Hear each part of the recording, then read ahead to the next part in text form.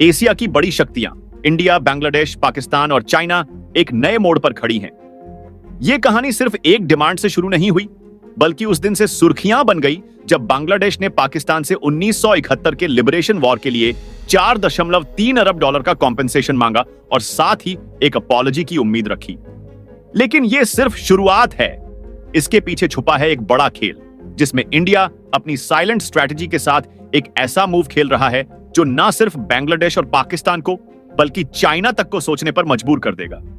तो चलिए इस नए जियोपॉलिटिकल थ्रिलर की कहानी को खोलते हैं, जिसमें हर एक मूव के पीछे छुपी है स्ट्रैटेजी और हर साइलेंस के पीछे है एक बड़ा प्लान। पहले तो यह समझना जरूरी है कि बांग्लादेश का यह डिमांड कोई छोटा फैसला नहीं था। 1971 का बांग्लादेश लिबरेशन वॉर न सिर्फ एक जंग थी, बल्कि एक ऐसी क्रांति थी जिसने साउथ एशिया का नक्शा ही बदल दिया। इस जंग में इंडिया ने न सिर्फ बांग्लादेश की आजादी के लिए अपने जवानों का खून बहाया, बल्कि डिप्लोमेटिक और मिलिट्री फ्रंट पर भी पाकिस्तान को हरा दिया। एक रिपोर्ट के मुताबिक इस वॉर में लगभग 3 मिलियन लोग मारे गए और 10 मिलियन रेफ्यूजीज इंडिया में शरण लेने के लिए मजबूर हुए। यह थी वो सैक्रिफाइस जिसका मोल कोई डॉलर में नहीं लगा सकता। लेकिन जब बांग्लादेश ने पाकिस्तान से 4.3 अरब डॉलर मांगे, तो यह सिर्फ पैसों का मामला नहीं था। यह था एक पॉलिटिकल स्टेटमेंट जो रीजनल डायनामिक्स को हिला देने वाला था। बांग्लादेश का यह कदम शायद पाकिस्तान के लिए एक झटका था, लेकिन इसने इंडिया के लिए भी एक नई चुनौती खड़ी कर दी।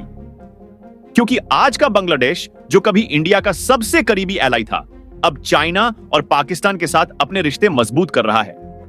यह कैसा शिफ्ट है और इसके पीछे क्या वजह है?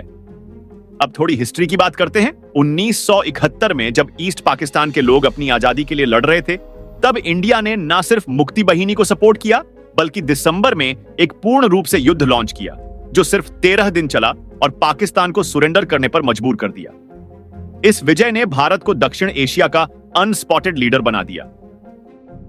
लेकिन आज 50 साल बाद बांग्लादेश के नए इंटरिम गवर्नमेंट के लीडर मोहम्मद यूनुस पाकिस्तान के साथ मिलिट्री ट्रेनिंग एग्रीमेंट्स और चाइना के साथ इंफ्रास्ट्रक्चर डील्स साइन कर रहे हैं। यह वही बांग्लादेश है जिसके लिए इंडिया ने अपने रिसोर्सेज, अपने सोल्जर्स और अपनी डिप्लोमेटिक शक्ति लगाई थी।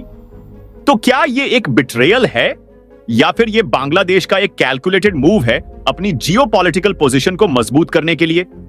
अब बात करते हैं इंडिया की स्ट्रैटेजी की, जो इस पूरे खेल में सबसे बड़ा ट्विस्ट ला रही है। जब बांग्लादेश ने ट्रांसशिपमेंट फैसिलिटी के बंद होने के बाद अपनी टेक्सटाइल इंडस्ट्री पर असर देखा, तो यह इंडिया का एक साइलेंट स्ट्राइक था। यह फैसिलिटी, जो बांग्लादेश के गुड्स को इंडियन पोर्ट्स के जरिए दुनिया भर में भेजने में मदद करती थी, एक लाइफलाइन थी। इसके बंद होने से बांग्लादेश के एक्सपोर्टर्स को 30 से 40% ज्यादा शिपिंग कॉस्ट और डिलेड डिलीवरीज का सामना करना पड़ रहा है। लेकिन इंडिया यहां नहीं रुका। एक नई रिपोर्ट के मुताबिक इंडिया अब बांग्लादेश के साथ अपने ट्रेड पॉलिसीज को रिवाइज कर रहा है, जिसमें फ्यूल सप्लाई, टेक्सटाइल ट्रेड और ट्रांसपोर्ट एग्रीमेंट्स शामिल हैं। यह एक सॉफ्ट स्ट्रैंगुलेशन पॉलिसी है, जिसमें इंडिया ना कोई बड़ा स्टेटमेंट देता है, ना कोई डायरेक्ट कॉन्फ्लिक्ट शुरू करता है, बल्कि धीरे धीरे बांग्लादेश की इकोनॉमिक डिपेंडेंसीज को अपने कंट्रोल में ले रहा है। अब सवाल यह है कि क्या बांग्लादेश इस चुनौती का जवाब दे पाएगा?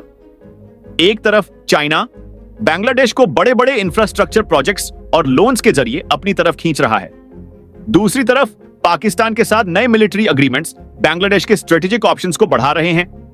लेकिन ये दोनों पार्टनरशिप्स अपने रिस्क्स के साथ आते हैं। चाइना के लोन्स अक्सर डेट ट्रैप्स में बदल जाते हैं, जैसे श्रीलंका और मालदीव के केस में देखा गया है।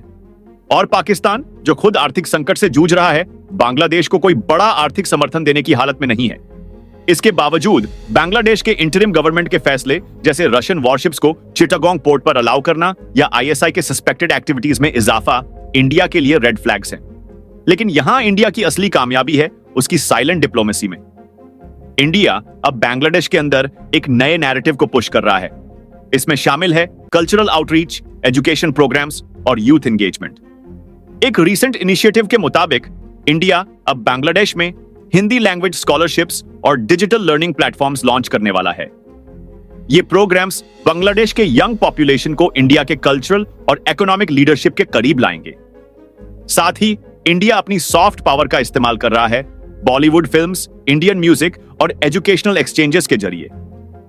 ये एक इमोशनल कनेक्ट बनाने का तरीका है, जिससे बांग्लादेश का यूथ इंडिया को एक रिलायबल पार्टनर के रूप में देखे। इसके अलावा इंडिया अपनी मिलिट्री और स्ट्रेटेजिक प्रेजेंस को भी बढ़ा रहा है।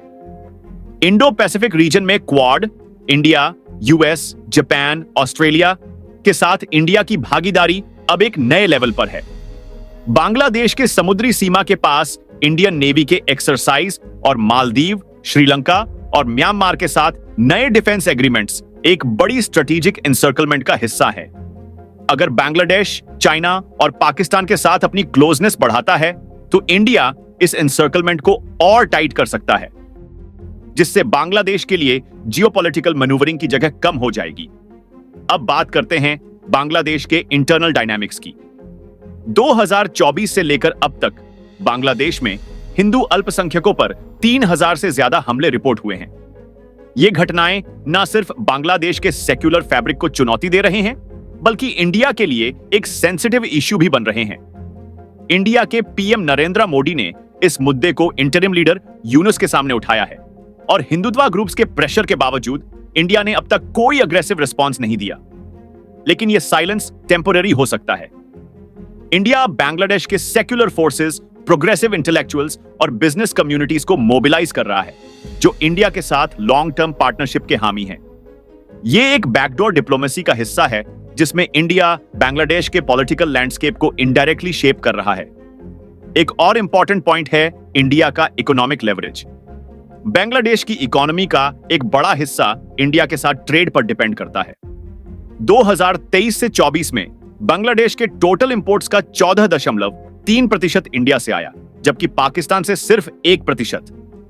इंडिया बांग्लादेश ट्रेड की वैल्यू लगभग 15 अरब डॉलर है, जो बांग्लादेश पाकिस्तान ट्रेड से 15 गुना ज्यादा है। इस डिपेंडेंसी का मतलब है कि भारत के पास बांग्लादेश की इकोनॉमी पर डायरेक्ट इंपैक्ट डालने की ताकत है। मिसाल के तौर पर इंडिया ने जब फ्रेंडशिप पाइपलाइन के जरिए डीजल सप्लाई को टेम्पोरेरीली सस्पेंड किया तो बांग्लादेश के फ्यूल मार्केट्स में तुरंत असर दिखा। यह एक छोटा सा मूव था, लेकिन इसने बांग्लादेश के पॉलिसी मेकर्स को इंडिया की स्ट्रैटेजिक पावर का एहसास दिलाया। अब थोड़ी फ्यूचर की बात करते हैं। अगर बांग्लादेश अपनी करंट फॉरेन पॉलिसी को कंटिन्यू करता है तो वो एक डेंजरस जियोपॉलिटिकल ट्रैप में फंस सकता है। चाइना के लोन्स और पाकिस्तान के मिलिट्री सपोर्ट शायद शॉर्ट टर्म गेन्स दे सकते हैं, लेकिन लॉन्ग टर्म में ये बांग्लादेश को इकोनॉमिकली और स्ट्रैटेजिकली वल्नरेबल बना सकते हैं। दूसरी तरफ इंडिया की सॉफ्ट पावर, इकोनॉमिक लेवरेज और मिलिट्री प्रेजेंस बांग्लादेश के लिए एक ऐसा ऑप्शन है जो स्टेबिलिटी और म्यूचुअल ग्रोथ का प्रॉमिस करता है। लेकिन यह ऑप्शन तभी काम करेगा जब बांग्लादेश इंडिया के साथ अपने रिलेशंस को ट्रांसपेरेंट और म्यूचुअली बेनिफिशियल बनाए रखेगा। तो दोस्तों, ये थी साउथ एशिया के इस नए जियोपॉलिटिकल खेल की कहानी, जिसमें इंडिया अपनी साइलेंट स्ट्रैटेजी के साथ एक नए दौर की शुरुआत कर रहा है। बांग्लादेश का पाकिस्तान और चाइना के साथ बढ़ता रिश्ता शायद हेडलाइंस बनाए, लेकिन इंडिया का रिस्पॉन्स इसका जवाब है। एक ऐसा जवाब जो ना सिर्फ स्ट्रेटेजिक है बल्कि सस्टेनेबल भी। आपको क्या लगता है, क्या बांग्लादेश अपनी विदेश नीति को संतुलित कर पाएगा या भारत की मुलायम सांस लेने वाली नीति उसे वापस भारत के गुरुत्वाकर्षण क्षेत्र में ले आएगी? अपने विचार कमेंट सेक्शन में जरूर शेयर करें। और अगर यह एपिसोड आपको पसंद आया तो लाइक, शेयर और सब्सक्राइब करना ना भूलें। मिलते हैं अगले एपिसोड में। तब तक के लिए जय हिंद, जय भारत।